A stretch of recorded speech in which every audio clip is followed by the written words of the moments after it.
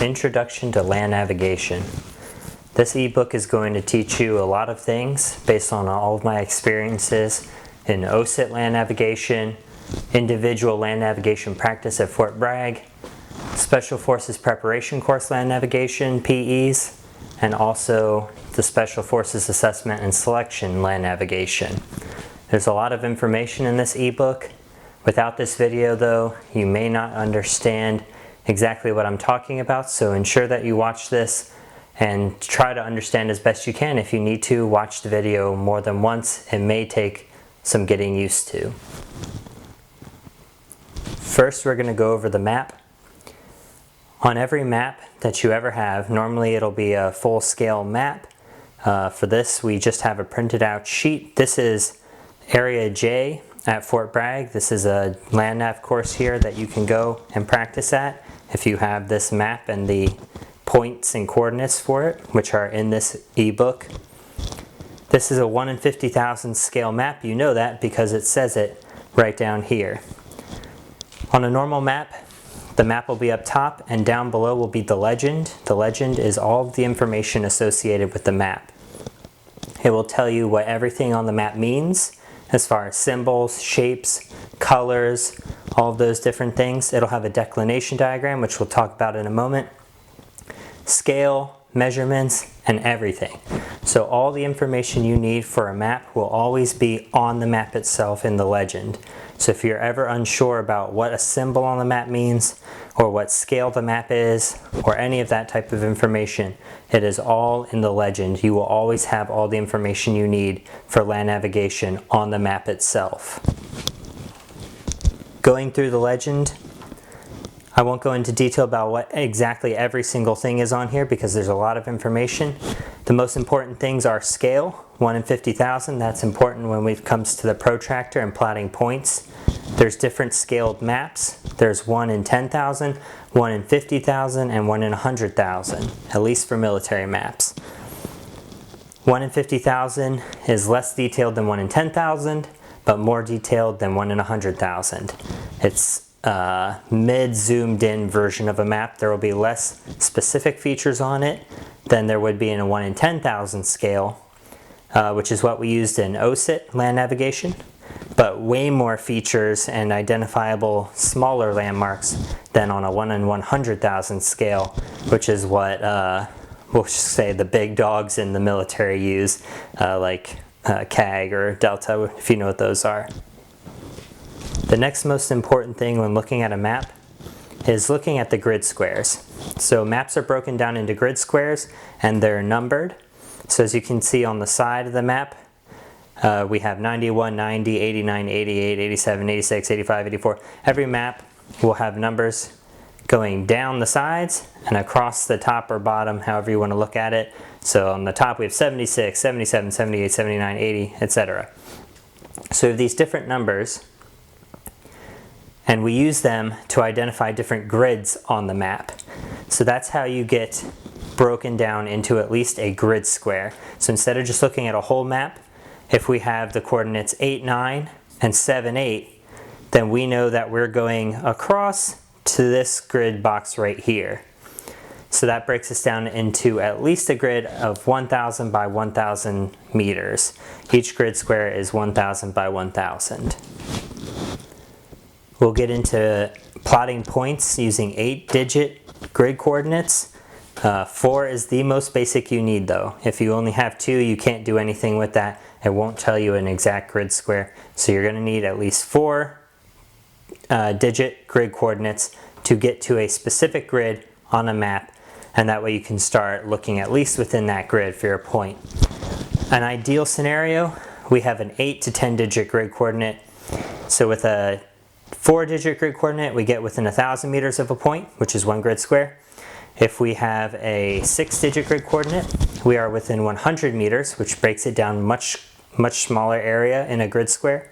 When we get to 8 digits, then we're down to 10 meters, so that's getting real close to our point unless there's dense foliage, which should be pretty easy to find or see. And then if we have a 10-digit grid coordinate, then we are within 1 meter. If we get to that exact point, we are within 1 meter of our point, which is almost impossible to miss at that point. So that's how it's broken down, and I'll show you how to plot those points in a moment here. Another important thing to note is these lines travel east to west and north to south. The lines traveling north to south here, going up north, so towards the top of the map, is what we call grid north. So this is our grid on top of the map. Grid north is the lines going to the north. Grid north is different from true north, and it's different from magnetic north, and those are all listed in your declination diagram down below here.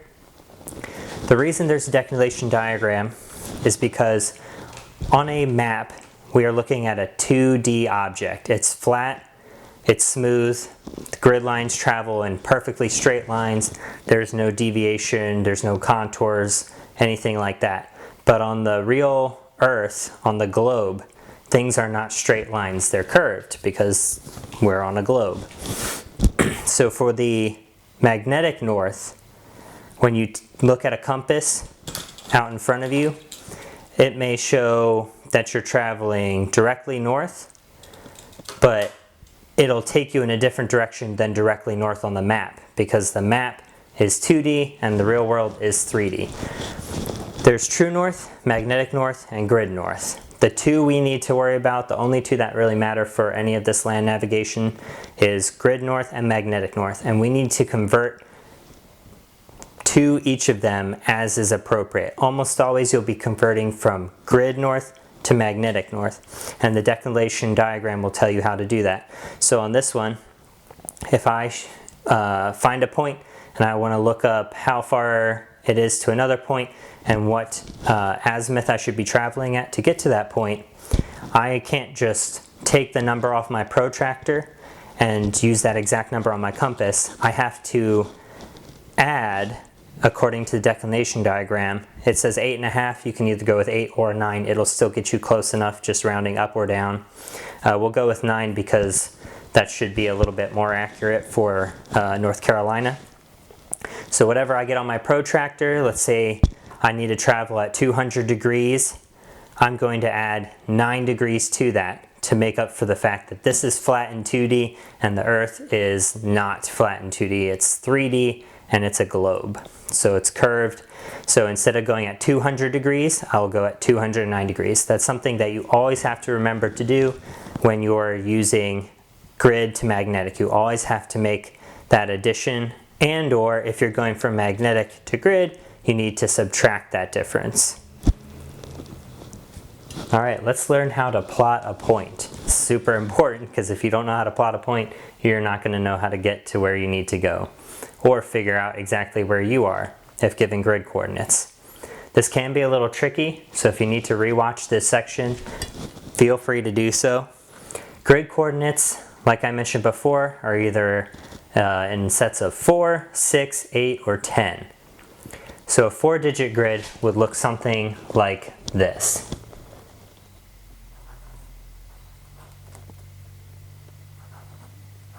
8, 9, 8, 1. Now normally the numbers wouldn't be separated quite like that, but we're about to add more numbers to it to get to an 8-digit grid coordinate, and they need to be separate for that to happen.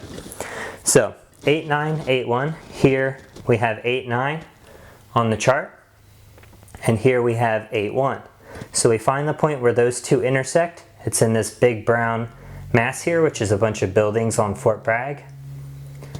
Wherever those lines intersect, the grid you're looking at is the one to the right and up. So it's this grid right here that we're going to be looking at. You always go to the right and up. So it's never going, if you have an intersection point, it's never going to be to the left and up, down to the left, or down to the right. It's always to the right and up. So that's the grid box we're looking at. So those 4 digits gets us to that grid point, or to that grid square. Now we need to find a more specific spot on that grid. So let's say we were given the coordinates 8, 9, 5, 0, and 8, 1, 4, 0. Much more specific. But if you get a grid that looks like this, you're not going to look for 8950 and be like, wait a minute, there's no 8950 grid square. You're always pulling the first two numbers from each set of numbers. So if you're ever confused, just underline the first two numbers in each set, and that's how you know which grid square you're going to. So 8, 9, 8, 1 takes us to that grid square. If you were to look for 8950, it's not there. If you were to look for 8140, it's not there. So just make sure you're using the first two numbers from the sets of 4 here for an 8-digit. If it were a 6-digit, like 8, 9, 5, 8, 1, 4, we'd still be looking at the first two digits to get our grid square. If it were a 10-digit grid, so let's say there's a 1 there and a 2 here, still the first two, and then you build off of those after that. Now to plot a point, you will need a protractor. My protractor just broke earlier. Protractors, always use a square one. Circular ones can get confusing. There's going to be 3 different sized elements on your protractor to match up with different scaled maps. So here we have the 1 in 10,000, much bigger for a much closer zoomed in map. This is the 1 in 50,000 scale that we're going to be using for this example. And then here's the 1 in 100,000, which is very, very small and much more difficult to use. But we're using the 1 in 50,000 here. So what we're going to do is line up our protractor with the grid square on the map, putting the 0 points where the 2 0 lines intersect in the bottom left corner where the grid coordinates intersect. So for 8981, 8981, we're going to put it right here. So we're directly on the line. Make sure all the lines match up on your protractor and your map. That way you know you're in the right spot.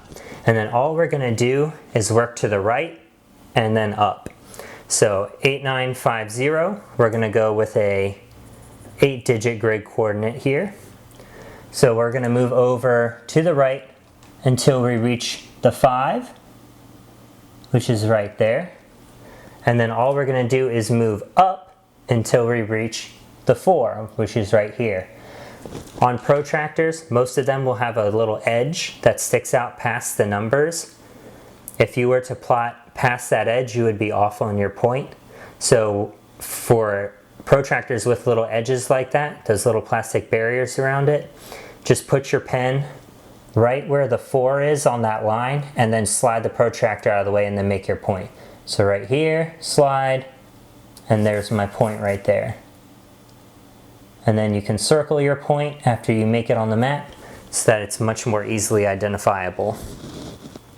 There are protractors that are edgeless, so you won't have this little plastic barrier in front of your lines. Make it a little easier to plot points, but they are by no means necessary. This will get the job done just fine. All right, let's try a different grid and some different coordinates here. And then we're going to measure the degrees, the angle, from our second point to our first point, and then use the declination diagram to get the compass azimuth to go from where we are to where we want to be. So for our second point, we're going to go with 8770. So 87's right here. I'm going to work with 7830. All right, so 8770, 7830. 87, we're working with the first two numbers first. 8778, 8778. They intersect right here. We're always working to the right and up, so it's this grid square right here. So we're going to put our protractor down there with the corner being at the bottom left corner where the grids intersect, lining it up properly on the lines. And then we're going to move to the right to the 70 point, all the way to the 7. And then from there we're moving up to the 3. So right here, I'm going to put our pen there, slide it to the right, make our dot, and then circle it so that's easily defined. All right, so we have our point here, that's our second point. We have our first point up here. Now what we need to do is determine how many degrees we need to be traveling at to reach this first point from this second point. What we're going to do in this case now that we have both points, we're going to put the exact center of the protractor. So we're not working with the triangles anymore. We're putting the center where the hole is on our start point, which is where we're making point to our start point. When you do this, you need to try and make sure your protractor is still lined up and squared up with the grids on the map. There's all sorts of lines all over your protractor that make it easy to set right angles on these grids. So we're going to get that dead center on our point. We're going to square it up as best we can. And then with the string, we're just going to run it out and across to where our other point is out here. And then the inside of your protractor, the inside numbers are in degrees, the outside numbers are in mils. We are always working in degrees, so we're going to look at the numbers on the inside of the protractor here. My protractor has been abused through lots of land navigation practice, so some of the numbers are a little rubbed off here. We have 40, 45, 50, and it looks like, don't want to slide it too much there. It looks like we're at 52 or 53 degrees. So we're going to call it 53. So 53 degrees is what we're working with on the grid.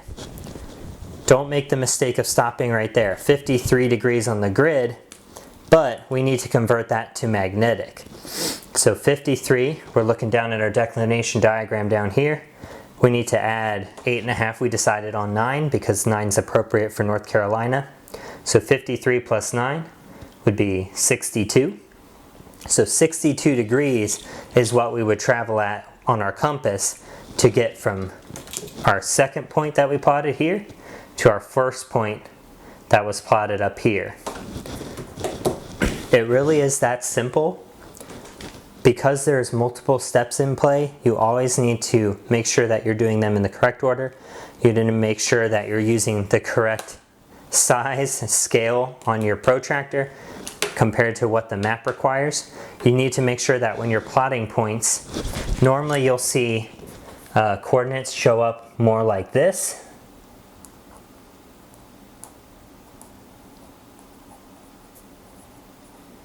And then normally they'll also have some letters in front of it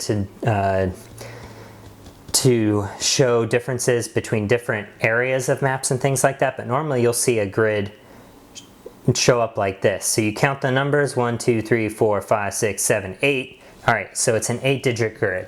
We're going to divide it in half, 4 and 4. And then we're going to underline these first two on each side. And then we know 9, 1, and 4, 3 are the ones we're working with to get our grid square. 7, 8, and 2, 0 are to get the specific area within our grid square. So it won't always be spaced out like this. If you see it lined up like this, don't be intimidated. Just draw a line down the middle. If there's 6 digits, draw it between the first 3 and the second 3. If there's 4, between 2 and 2. Whatever you need to do. If there's 10, 5, and 5.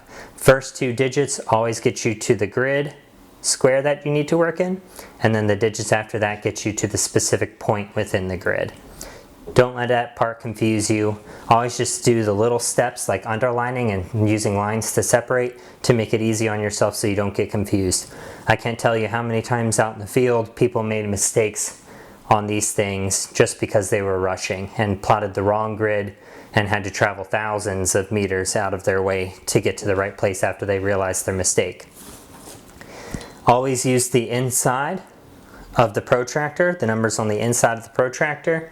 They are there for degrees, and degrees is always all we use. We do not use millimeters. Degrees are what you need. Ignore the lines on the outside of the protractor and the numbers on the very outside.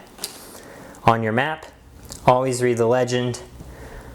Always make sure that you're orienting your map. So if you have a compass, you plop it down.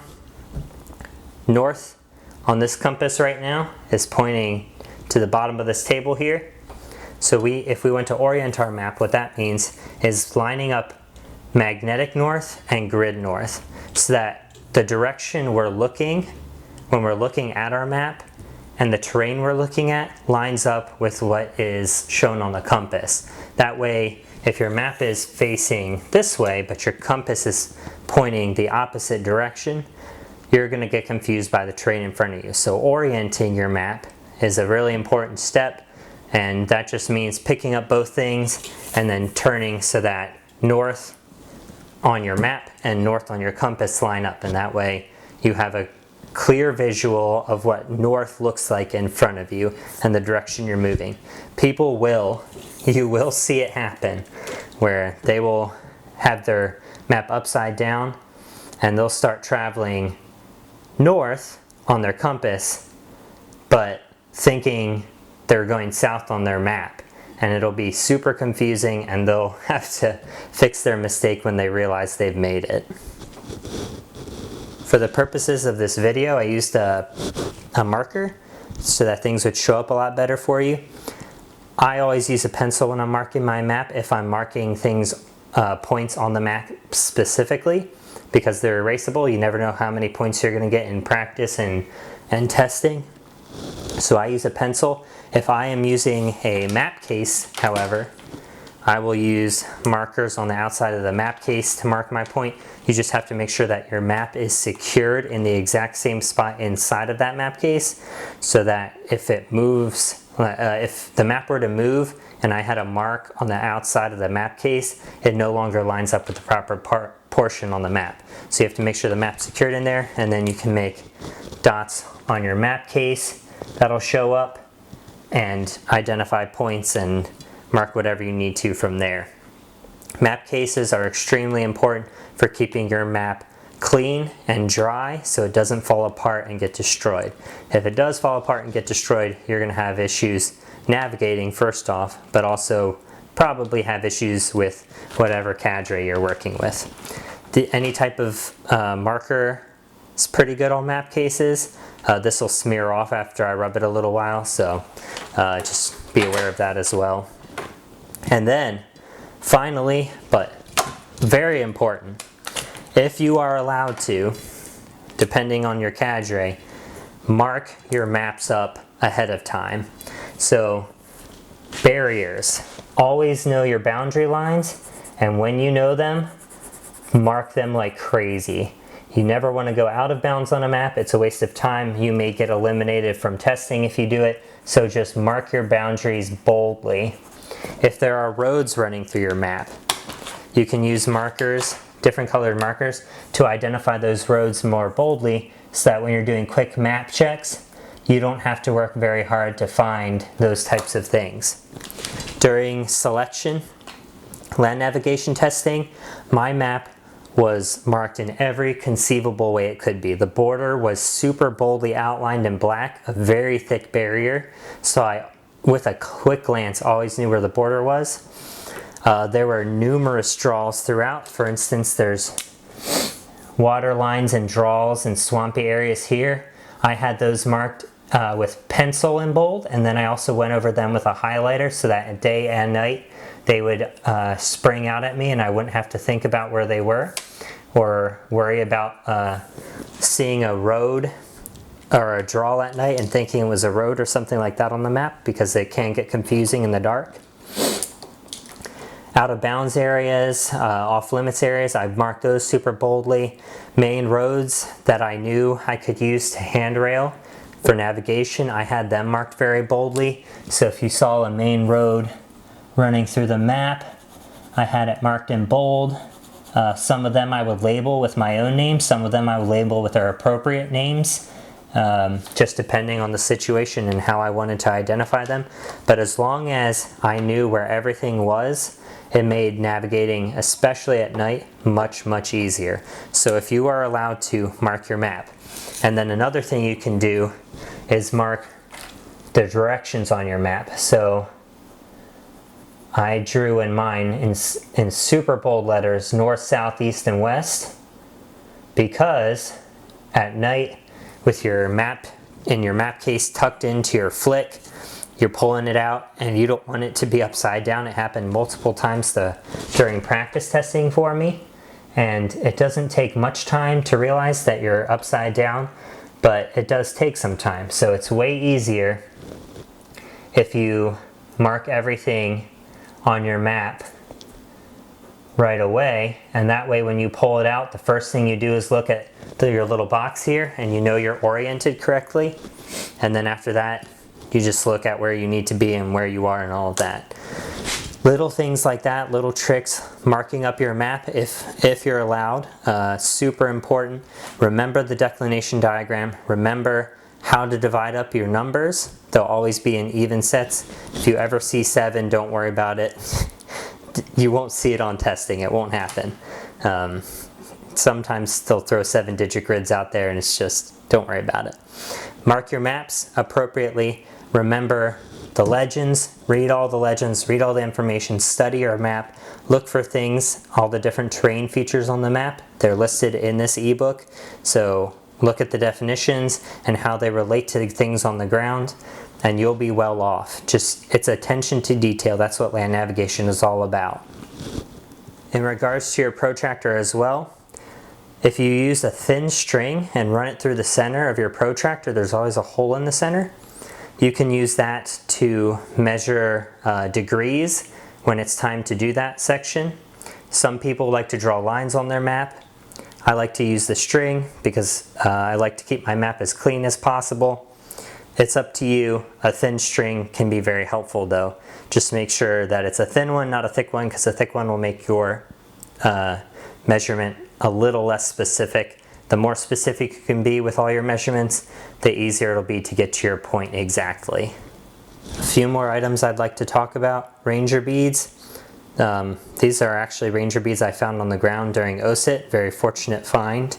Ranger beads are for helping you count your pace steps, or your pace count. So these beads at the bottom, there's 9 of them. After you've gone 100 meters, you slide a bead down. 200 meters, slide it down, 3, 4, 5, 6, 7, 8, 9, and then once you've hit 900 and you count to 1,000, you pull one of the beads from the top and restart on these again. So it's a really easy way of tracking your counting. During selection, I accidentally left these in a bag that didn't come with me to LandNav, so I didn't have them with me, and it was much more difficult to keep track of my pace count. I'm not someone who uses my pace count all the time. I use it for specific instances and when I know there's pretty meticulous distances and directions I need to be working with when I get close to a point. Or if I have really far points and I want to estimate distances. But these come in real handy when you're using pace count to keep track of it. I was trying to keep track on my hands while holding a rubber rifle, and it got real difficult and I almost always lost count. So I had estimations, but I didn't have pretty accurate numbers, and these will help you keep accurate numbers up to 4,000, almost, well, 4,900 meters. And if you wanted to, you could add beads to something like this. You can buy them, you can make them super cheap. And then map case, we already talked about it a little bit, but very important, you don't have to go out and buy a map case. They range between $10 and $30 for waterproof map cases. You could just use a Ziploc bag if you wanted to. There's pros and cons to both. I bought a map case because I actually like land navigation and I plan on doing some more later on just for fun on my own and doing some orienteering on my own later on. So I have a map case that's nice and works really well. But you don't need that. You can use waterproof Ziploc bags and things like that if you have them handy. Compasses, you'll be issued a compass. It's much fancier than this one. They have glow features and everything. This is a compass I've had since I was little. It just does basic directions and has basic degrees on the outside of it, but you'll be issued a compass that has everything you need and is a very sturdy compass, so don't worry about that at all. You'll also be issued a protractor for land navigation. Some places may let you use your own, like in SFPC, the prep course. We were allowed to use our own if we wanted to. They did issue us one though. During OSIT, we were issued protractors. I believe this is actually one of them. that I kept. I honestly don't know if we were allowed to or not, but here it is. And then during selection, you are not allowed to bring a protractor, at least as of the time I went, and they will issue one just like this. Just to make sure your protractor has all the numbers on it and isn't broken or anything. That covers basic introduction to land navigation and how to plot points on a map and how maps are oriented and work.